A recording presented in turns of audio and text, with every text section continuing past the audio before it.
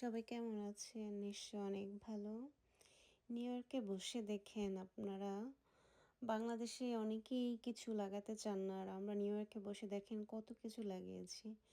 এখানে ফল খাওয়ার জন্য আমি আপেল গাছ পর্যন্ত লাগিয়ে দিয়েছি। আমার অনেক ভতুয়া শাক হয়েছে। আমি ফুলের চারা লাগাইছি, অনেক গোলাপের চারা। আমার স্পেশালি আমার ব্যাকইয়ার্ডে তো দেখেন অনেক মূলার শাক হয়েছে। মূলার সিড থেকে এগুলা করা। অনেক ধনেপাতা, লাউয়ের গাছ আমি সব নিজের হাতে করে চারা করে লাগাই।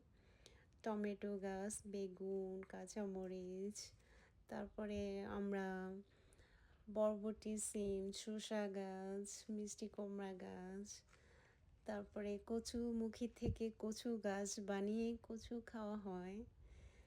তারপরে কত কি লাগাই আমরা আসলে।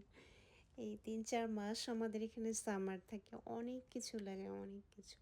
একটার পরে একটা লাল শাক, ডাঁটা শাক, মানে একটা তুলে আরেকটা, আরেকটা তুলে আরেকটা। আমরা অনেক হার্ড পরিশ্রম করে এখানে অনেক কিছু আসলে করে থাকি। আর বাংলাদেশে অনেক জায়গা থাকা সত্ত্বেও আপনারা অনেক কিছুই করেন না বা কষ্ট করে নিজে লাগিয়ে খান না। এটা আসলে দুঃখজনক। বাট এখানে আসলে আমরা পরিশ্রম করতে পছন্দ করি ঘরে বাহিরে সবসময়। সো আমাদের সময় অল্প ৩-৪ মাস থাকে সামার। ওইটুকু সময়ে আমরা অনেক ফলন করে থাকি।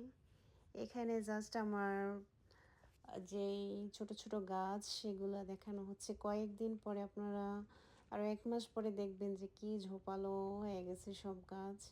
দেখলেই মনে হবে না এটা নিউ ইয়র্কে। মনে হবে যে বাংলাদেশের কোথাও আমি এগুলো লাগিয়েছি।